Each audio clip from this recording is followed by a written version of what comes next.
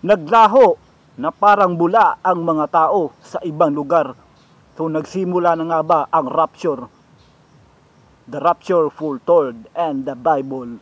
So, mula kay Kian Tots mga kapatid. So nagsimula na nga ba ang rapture? So alam naman natin na totoo ang rapture dahil to ay nakasulat sa Biblia. So ang mararapture lang ay ang mga taong tapat ang pananampalataya na hindi sumasamba sa mga Diyos-Diyosan, o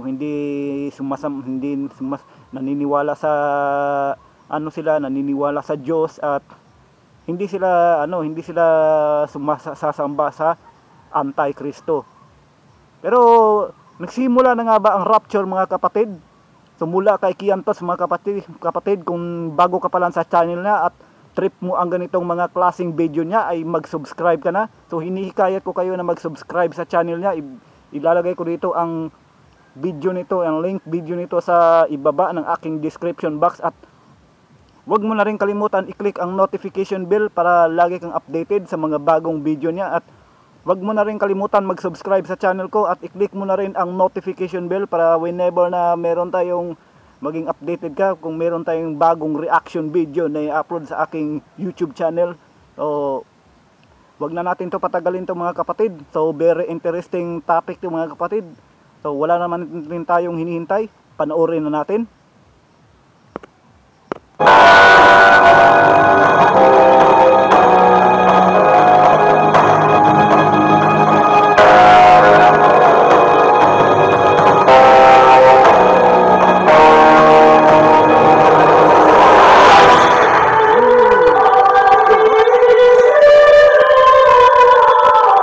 Maraming viral videos ngayon ang kumakalat sa internet dahil may mga tao mula sa iba't ibang lugar ang naaktuhan ng kamera na bigla na lang naglaho. Ito na nga ba ang senyales na nalalapit na ang tinatawag nilang rapture? Ako po si Roy Z and welcome sa Kian Thoughts. Kung hilig mo ang mga video na katulad nito, mag-like at mag-subscribe para lagi kang updated sa mga susunod na upload. Ayon sa isang video na napanood ko habang nagsasaliksik ako tungkol sa topic ng The Rapture, magiging saksi daw ang lahat sa tinatawag na Great Disappearance kung saan masasaksihan ng mundo ang biglang pagkawala ng maraming tao na kinalulugdan ng Diyos. Sa mga ipapakita kong video footage, panigurado magiging hati ang reaksyon nyo. Ano nga ba ang katotohanan sa likod ng mga naglalabasang video na ito sa social media? Nung una ko nga itong napanood ay talagang kinalabutan din ako dahil naalala ko ang isang episode ng The Simpsons. Yep, The Simpsons, ang kontrobersyal na palabas na di umano'y nakakapag-predict ng mga pangyayari. Kaya naman unang pumasok sa isip ko ay ang tanong na totoo nga kaya na nangyayari na ngayon ang tinatawag na rapture. So eto, panoorin muna natin ang video clip mula sa The Simpsons. Where did my Christian limo driver go? My pious husband is missing. The baby I chose to have baptized is gone. Mr. Thompson, what's happening? It's the rapture, Shauna. The rapture. The virtuous have gone to heaven and the rest of us have been left below. So ito na nga, lately, nag-viral ang napakarami mga videos kung saan actual na nakuhanan ang mga nakakakilabot na pangyayaring ito. Ang video footage na ito ay nakuhanan ng live sa TV kung saan isang lalaki ang ina-interview. Tingnan mabuti ang babae na nasa bandang kaliwa ng iyong screen. Sa pagdaan ng isa pang babae na may tinutulak na pushcart, mapapansin ang biglang pagkawala ng babaeng ito. Naging malaking palaisipan para sa marami ang misteryosong pangyayari ito. Saan nga ba napunta ang nasabing babae? Det kan godt irritere mig lidt, at vi måske må nøjes med det. Nu ser vi gruppen i løbet af aften, skal vi ikke træne, så ser vi meget. Så vil vi lægge en træning ind.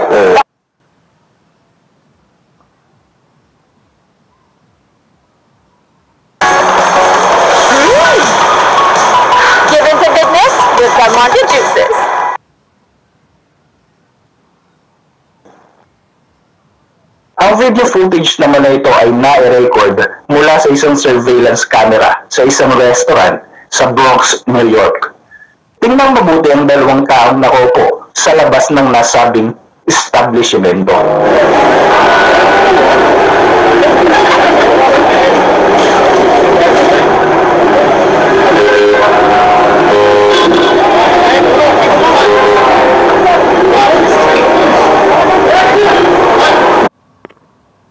Grabe yung mga reaksyon ng mga tao, no? So, para talagang totoo eh. So, hindi natin alam kung ano talaga to, kasi sabi nila isa lang daw itong fake news o hocus-pocus, pero ito yung panunuorin to mga kapatid hanggang sa huli dahil masasabi mo talaga na para itong totoo.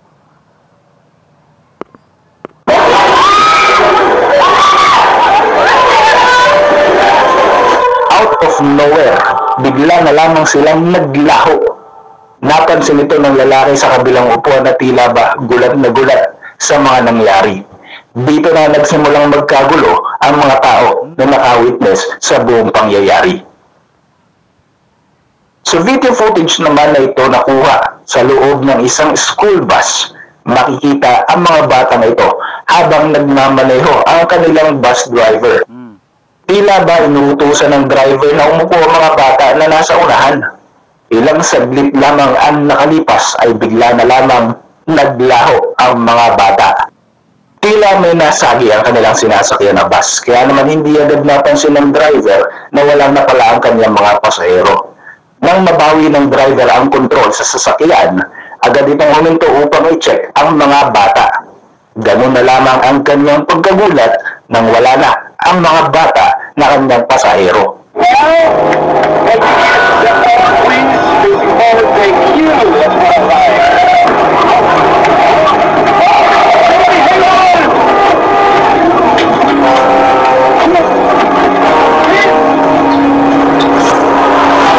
Narito ang isa pang video footage kung saan makikitang kausap ng bus driver ang isang police officer at pinapakalma ito habang inaalam ang mga nangyari. School bus driver. He's freaking out. He couldn't get on his bus. Just being there. Slow down. I know you didn't get the action, you just told me that. Okay, the kids are gone. They're gone. I don't know where they went. How many kids total? Sa video footage naman na ito sa CCTV sa loob ng isang restaurant, laking gulat ng mga tao na kumakain dahil naglaho na parang pula ang mga kasama nila.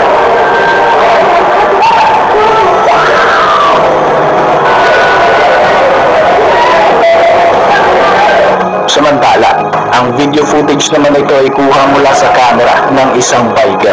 Makikita sa unahan niya ang isa pang nagbabike.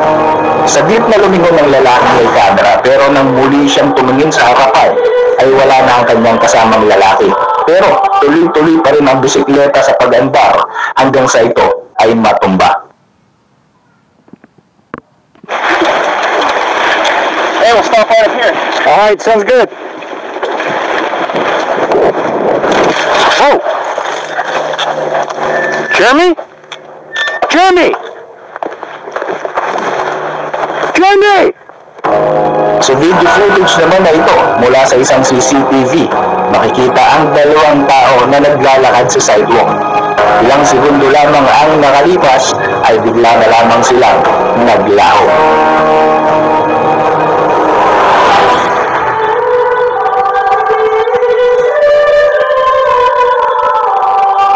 Sa kuha naman ng CCTV sa loob ng isang ospital, makikita ang 4 na anggulo na ito ng iba't ibang area sa loob mismo ng establishmento.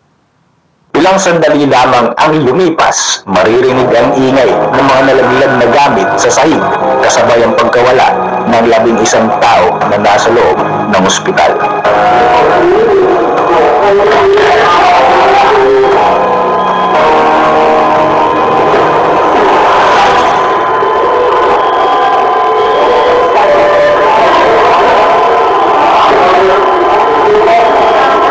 Isang Isang delivery boy naman ang nakuhanan sa CCTV na ito sa labas ng isang bahay kung saan magdi-deliver sana siya ng mga parcel.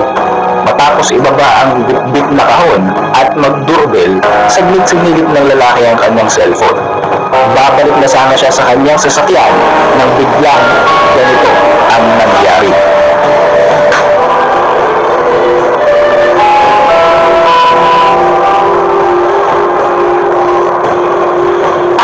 Sa footage naman na ito mula sa body cam ng isang police officer, makikita ang unti-unti nitong paglapit sa isa pang sasakyan sa kanyang harapan. Sinita pala ang babae dahil nag-overspeeding ito. Nag-usap pa ang pulis at ang driver ng sasakyan. Nanghingi ng pulis ang license and registration ng babae at magtatalikod na sana ang opisyal, pero nagulat siya dahil wala na ang kausap niyang driver. What the? Sarah?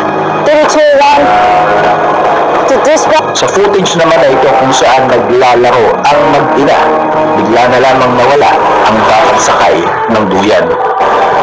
Short.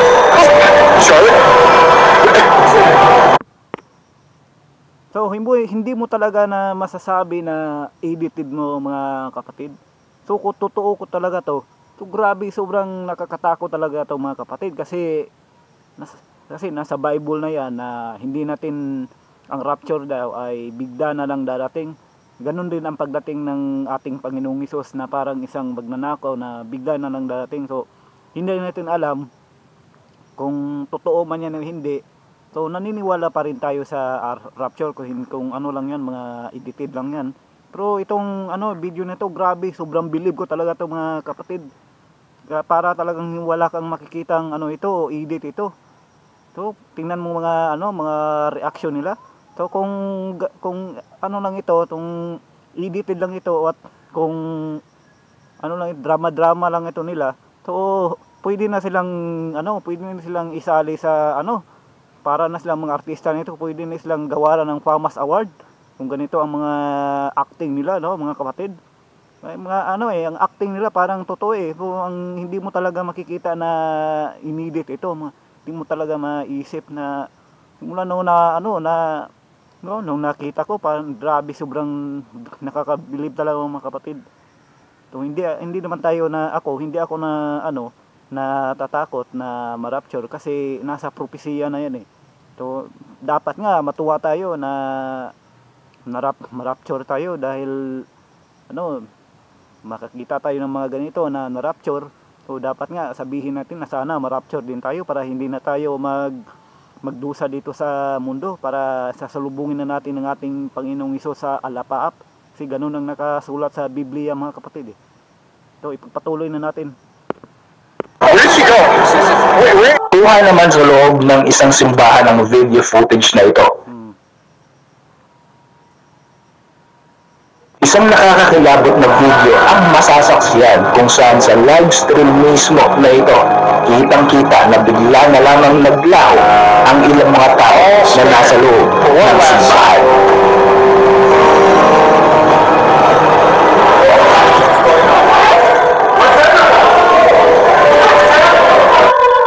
Pero ano nga ba ang katotohanan sa likod ng mga nag-viral na video nito sa social media? Sinubukan nating magsaliksik at maghanap pa ng ibang mga article na makakatulong upang alamin natin ang katotohanan sa misteryosong pagkawala ng mga taong ito. Ayon sa article ng apnews.com, isang reliable news outlet sa buong mundo, ang mga video na ito ay hindi talaga totoong nangyari. Hindi rin ito ginawa para magpakalat ng fake news. Nagkataon lamang na kulang ang context o walang konteksto ang mga nakalagay sa viral videos. Ayon sa article, ang mga video na ito ay mula sa Turning Point Ministries, isang Christian organization na itinayo ni Pastor David Jeremiah. Ang mga video footage ay ginawa nila di umano upang ipakita ang visual preview ng rapture kung sakaling ito ay maganap na. Ang rapture ay ang paniniwala ng ilang mga Christian groups kung saan muling babalik si Jesus Christ sa ating mundo, o ang second coming upang sunduin at isama sa langit ang mga taong kinalulugdan ni Kristo. Ayon kay Shannon Mann, spokesperson ng Turning Point Ministries, ang mga nag-viral video ay CGI dramatization ng anticipated prophetic event ng rapture. Pwede niyo ring bisitahin ang website ng Turning Point kung gusto niyo pang mapanood ang marami pang videos para masaksihan niyo rin ang kabuuan ng mga videos na ipinakita natin dito. Para sa inyong reaksyon, mag-iwan lamang ng komento sa ibaba. And before we end this video, shout out muna kina Shimonaga Evelyn. So ito na nga, pastor daw ang may ano nito, isang sulpot na sekta. Pastor daw ang may pakanan nito. So para siguro pagkakitaan niya itong mga video na ito. So gamitin ang nakasulat sa Biblia para pagkakitaan sa internet, at marami siyang malikom na mga member niya. Masali sa maraming sumali sa kanya. So ganyan ng mga mga pastor eh. Kaya nga sinabi ng ating Panginoong Hesus sa mga malalapit na huling araw, mag-iingat tayo dahil mapaparating na isang huwad na propeta, at na siya daw ay si Kristo. So magkukunwari siyang Kristo. So ito ding sinasabi nila na yung Santo Papa daw natin, so para daw isang tupang maputi pero parang isang mabangis na tigre na bigla ka na lang sasakmalin. So pero hindi to maganda ito mga kapatid no, yung napanood natin para talagang totoo eh, pero ano lang pala ito ng isang pastor, isang huwad na propeta, para siguro mapakakitaan niya itong mga mga video na ito. Grabe talaga mga video, no mga kapatid, kung kayo ang tatanungin ko, na pakipaniwala talaga na para talagang maniniwala ka talaga na nag-rapture. So hindi natin alam mga kapatid ang rapture, kung yun ba ay para nung bigla ka na lang mawawala, o yun ay may ilaw na yung nakikita nyo nga na may ilaw na parang kukuha sa iyo at bigla ka na lang higupin pataas. So hindi natin alam yan, pero totoo totoo talaga ang rapture. Okay, so sa mga nalaman nyo na kung totoo ba ito o hindi. Parang nakita ko nung una-una parang hindi ako makapaniwala kaya binigyan ko ito ng reaction video mga kapatid. So napakaganda ng mga content ni Kian Tots, no. So bisitahin niyo ang mga niya mga kapatid, mga content, mga video niya. So napakaganda rin ng mga video niya, at mag-subscribe kayo, at wag mo na rin kalimutan mag-subscribe sa channel ko. Click nyo rin ang notification bell. So makita-kita tayo sa susunod nating reaction video mga kapatid. So mag-iingat po kayo palagi, pagpalain kayo ng may kapal, at peace out. Ako po si Dexter Braganza, and peace out.